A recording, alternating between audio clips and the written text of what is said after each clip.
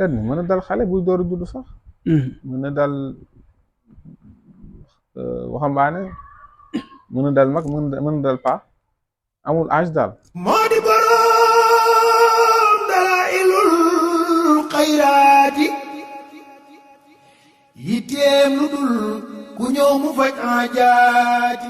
parce que mënumaa dem te waxtaanaloo ma ci hernie waaye tam joxoo ñu ci ay tegtal ci li nga xam ne mooy hernie naka lañ cey fajoo d'abord dama bëgg nga commencer ak naka lay dëkkee nit ak bu ñëwee ci nit naka nga koy xamee.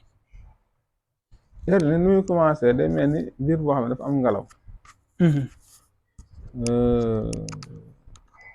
mel ni bul boo xam ne day baagante ci wet yi wala parfois mu wàcc dem ba ci jumbax bi. bu yàggee mu wàcc dem ba ci naq bi. parfois mu yéeg dem ci wet yi parfois mu wàcc bu commencé yàgg nag ba sori day commencé dem ci xuur yi.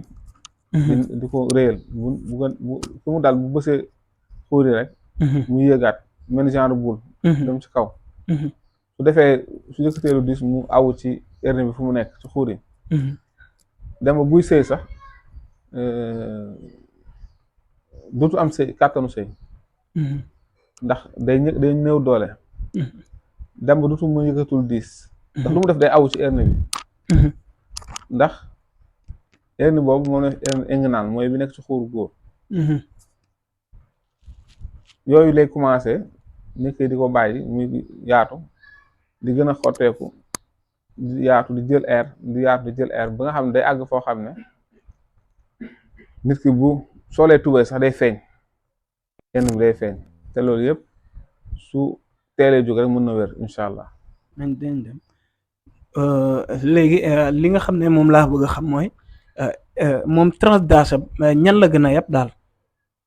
hernie mën na dal xale buy door a judd sax. mën na dal waxambaane, mën na dal mag, mën na dal paa, amul âge daal. ok moom amul âge. amul âge. tey képp koo xam ne dal na la est-ce que bu ñëwoon seet si Sëñ Babacar Diop dina ci mën a mucc daal.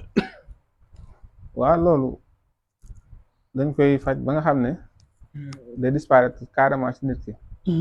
ndax man yàlla dimbalee na ma lenn muy bëri na feebar yoo xam ne nit ki dañ koy opérer pour mu mën a wér. ñu dañ koy faj ba mu wér incha allah. bëri na feebar yoo xam ne nit ki day opérer door a wér. bu dee ñun dañ koy faj ba mu wér te du jaar ci opération incha allah. macha allah mu ngi noonu à chaque fois rek dañu am mbégte ak kontaante di jàkkaarloog moom numéro yaa ngi noonu ci suuf ngeen koy gis jël leen ko woote ci maana ngeen jot ko direct wala ci secrétaire yi kenn ngeen xool naka ngeen def pour mën a faju ci condition yu baax waaye condition yoo xam ne amul benn risque 100% naturel la mu ngi noonu xam naa sëñ bi dañ lay bàyyi nga daal di tàggoo nuyoo waat ak ñi nga xam ne ñoo ñu doon bàyyi xel. waaw tàggatoo bi dañuy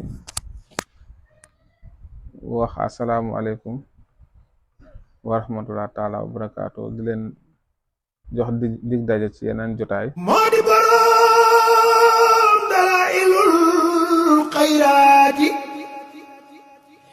yitteem lu dul ku ñëw mu faj aajaati.